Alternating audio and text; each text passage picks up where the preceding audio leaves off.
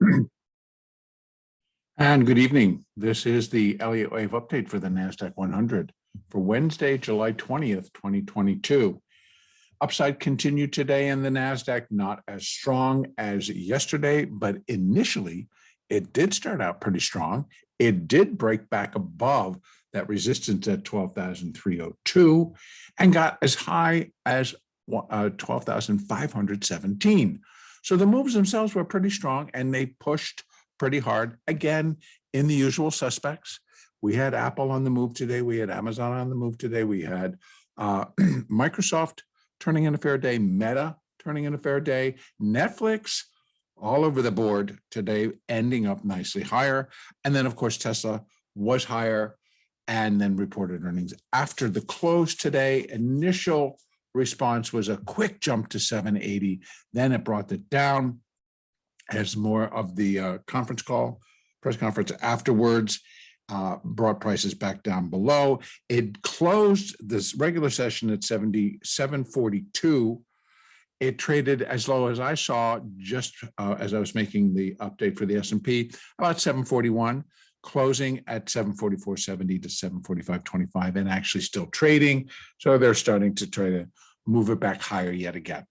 So what did that do for the NASDAQ? It gave it a little boost and then it came back down and then it settled out at 12,428. And that's where we'll begin our Globex session. And so we'll see where they want to bring all of this back online again. Now, as far as our count goes, a little bit to kind of talk about here today. We continue to be in what at best I am counting as an ABC structure for a minor fourth wave. Same Fibonacci still exists, and we still have potential that we could get up towards this high at 12,680, well, at this resistance point, 12,683.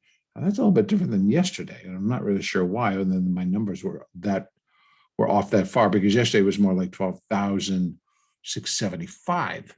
I thought, what's about $8 between friends? In any case, that's the area, 12,675 to 12,085, we'll call it. And that would be a push, but it does have that potential. As we saw today, the market was up over 200 at one point, sank back down, and could just as easily see those buyers come back in tomorrow, see this get all pushed, as then again, we'll be moving into preparation for Friday's expiration. So that's the whole ticket now. We are running weekly expirations across the board. In fact, in the S&P and the ES contracts, they have expirations every day now. So every day we start and we finish, and we start and we finish an expiration. Now, not sure why they came up with that great idea. If you're an option trader, I'm sure you love it because it gives you the opportunity to trade options and settle them every single day. So early exercise does not exist on a daily option that starts and stops all in the same day. So, but in any case, we're always running up against what are larger players and where premium is and where these options get pushed during trading. And right now, we did see Apple get itself back above. In fact, let me just double check. I want to see where Apple got to, what that high in Apple was today, 153.72. So I thought it was clearly going to head for 154. It still could. I think we got the 155 contract sitting there, looking very suspicious of wanting to be in the money. It was very heavily traded today. The stock traded also very heavy. So as long as that continues, I think sometimes it can really start to present us with what may seem like a false narrative. Oh, look at all that activity. Look at them buy, and buy. Apple Computer pushing it up on 50, pushing it almost to 155, et cetera, et cetera. Well, the reality is that these HFT firms, or a lot of these trading firms that are coming in, are actually doing a trade where they're buying and selling via the options and the underlying and it's a done deal. It's a done trade. Get it exercised at night. It's off the books. And so they're making the money. And a lot of them are doing what I would commonly call a reversal / conversion, which they are playing the volatility. They're also playing the premium, and then using the underlying and the opposite, either the put or the call, to totally take all risk out of that position and let it expire. And in the process, locking in profit. So large firms with computers which are much quicker than you or I can get in there and get this done thousands of times. Thousands of times. When you're looking at an option that's trading 50 to 100,000 contracts in a day, they can do that trade 1,000, 2, 3, 4, 5,000 times. And they'll do it for 2 cents, maybe 10 cents profit. But when you're doing it in that kind of numbers, you're walking away at the end of the day with a very, very nice profit to P&L in Apple. And they'll come in and they'll do us this day in and day out until the market stops giving those trades. So in other words, when the premium starts to evaporate, when the volatility dries up, we will see a lot of things go away in terms of how these stocks are trading. But right now, the volatility is extremely wonderful. And it even actually is within our index, within the NASDAQ as an index. I don't really equate premium volatility in the NASDAQ future as containing premium as much as it is velocity, how fast it's going to be moving from A to B, how quickly it'll jump 5, 6, 10 points, how quickly it'll climb 50 or 100 points as the market starts to really catch fire and move. So that volatility, I felt that once we got Amazon and Google split, would settle down some. That hasn't really happened. It has in a very slight way, but not really.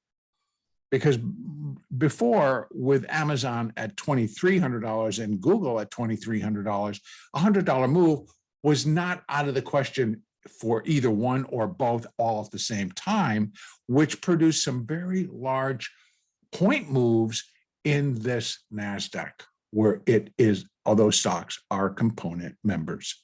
So it's slowed down and then it hasn't. And I'll tell you, one of the big reasons I think that it hasn't is for at least yesterday and today, and some of this past couple of weeks, Apple Computer has been extremely volatile, both up and down.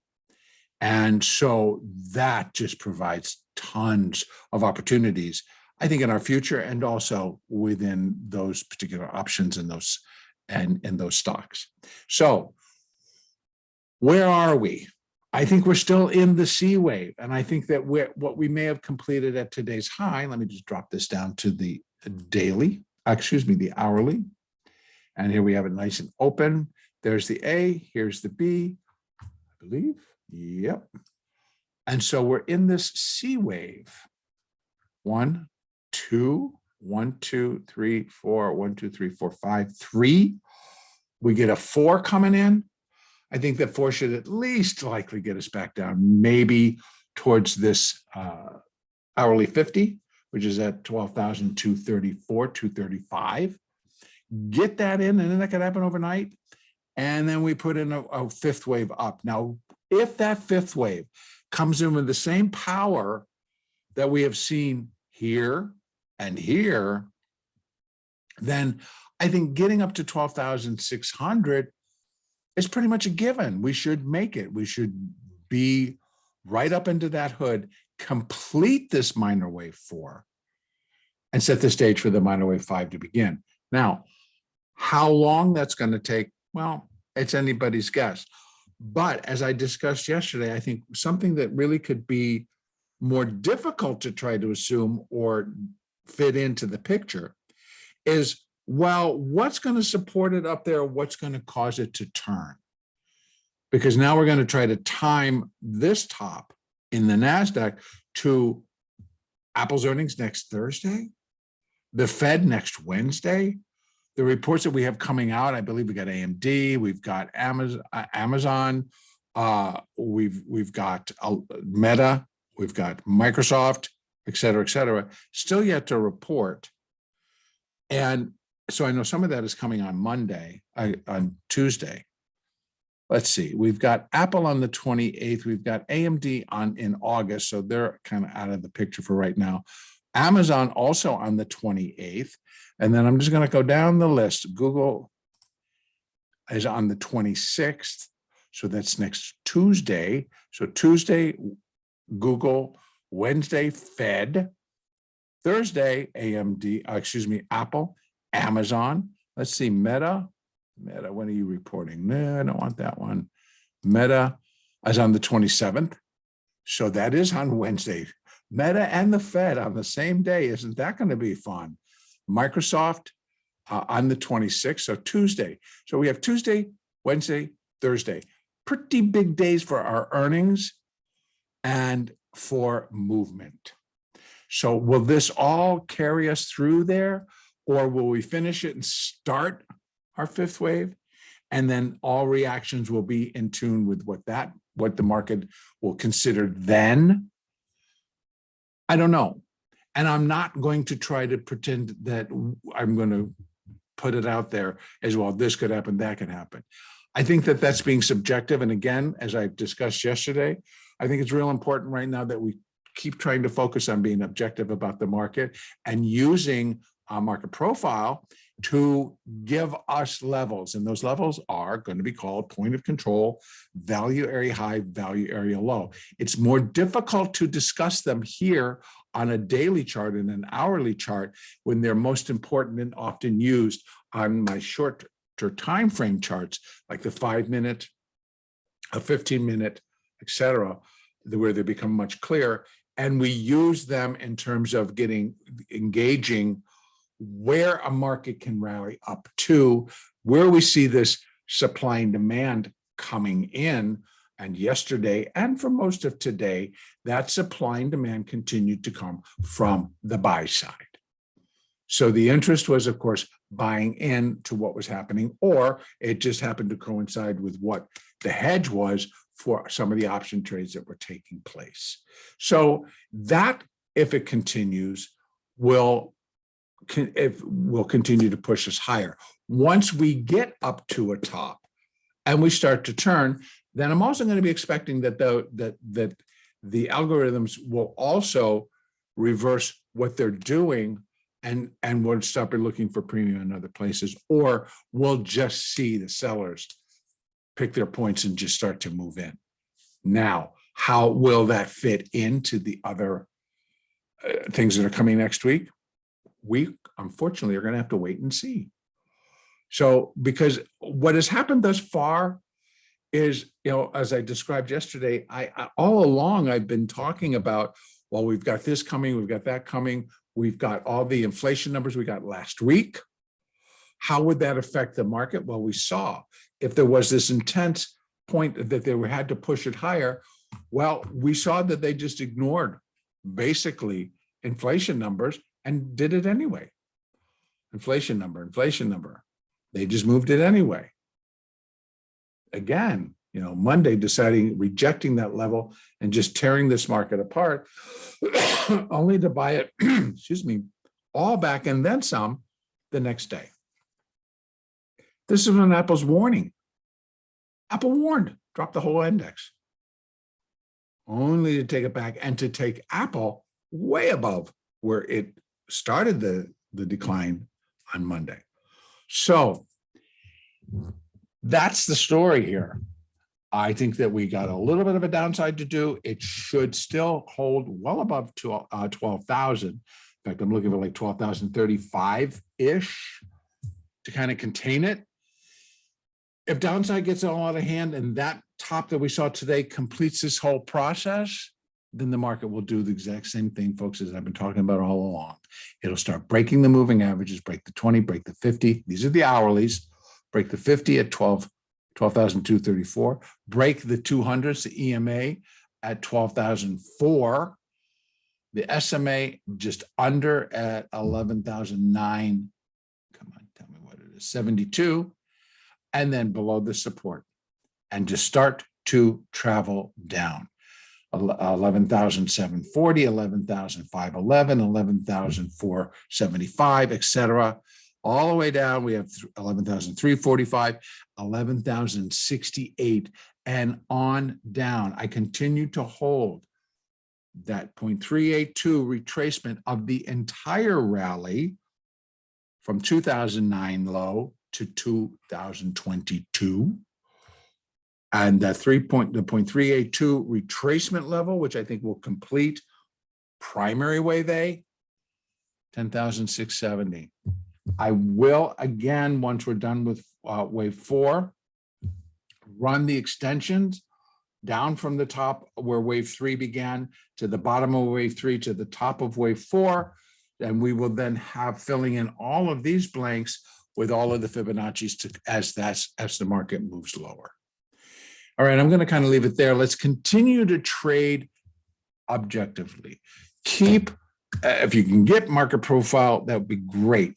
Learn it, get it on your computers, get it on your screens. It is very helpful. A volume profile, which would include points of control and value area highs and lows, are also very important for intraday trading, for getting a gauge on where the supply and demand is going to start really giving the order flow. If the supply is that we got lots of sellers and the demand is to find buyers and we're selling off, then it's the same thing that's going to happen. Now try to just remember, it's like, you know, in the days when we market makers, we all stood on the floor, when large orders came in, yes, I got 500 to buy working and do it. And then you could put together a price. But if somebody just walked in and asked for a market and you gave a market and they said, buy 100, and you said, I'll sell you 5. And it just started to get moved up. Same thing happens in the futures. The sellers are only going to sell so many, and then they're going to move their levels. And if the buyers are just still as strong, they will start searching. And what are they searching for? Value. They're searching for that area where we can get this order filled. And that's what they call value. Point of control represents an area where a majority of trades are taking place. And then what wraps around the point of control is you have a value area high where it kind of moves up to, comes back down to point of control, and value area low. That then produces the value area. And actually using the hourly chart, the value area can usually be, you know, it could be that big, 100 points or so. Well, actually, I have this one, bringing it down here. And so as long as trade's sitting in there, you're going to get just chop and sideways trade. But when you've got one side overwhelming the other in terms of buyers overwhelming sellers, it's going to move up out of that and push to a new value area. The value area will get extended. Then you can start including things of like the extended value area high, a naked value area high, an ongoing or a developing value area high, or value area low. Both of those are interchangeable in terms of development and existing. Then we have naked points of control. Those are areas that just never really got broken, so they remain active. We could have yesterday's, we could have last week's, we could have a weekly point of control. There are many different calculations that can be put in there that become valid. And it just depends on how big of the picture you want to look at. But when you have a market that was moving like it was yesterday, you start moving out and you're looking at your dailies. You're looking at these numbers moving out because they may have been there for quite some time. And now they're coming into play. And you're wondering, wow, why did market stop there? Well, when you do your work, you'll find out that quite often it is going to where a point of control or a value area was and just was left. I'm going to finish it up there. Let's continue to trade smart. Use the moving averages. Moving averages right now continue to basically point higher. We got the EMA crossing the SMA. That's not a bad sign on an hourly chart. That's not a bad sign at all. 50 still pointing higher, 20 still pointing higher. So we're still pointing to the upside. we all understand, right, that this can change in a heartbeat. If they start to bring this down, it breaks below the 20 and can keep itself going, then we know it's heading to the 50. That would be the premise. A break below the 50 starts to change the picture. And then if it picks up strength and we get below 12,191, then we're starting to head to where, could this C wave be done and the minor fourth wave be done? Possible. What's going to give it more confirmation? We drop and continue to break below the 200s. That's the EMA and SMA. And then we start breaking below these levels and on down and on down. That's essentially where I do expect it all to come. And as I said, once wave 4 is complete, I will throw in additional extensions for wave 5. All right, next update will be on Thursday, the 21st.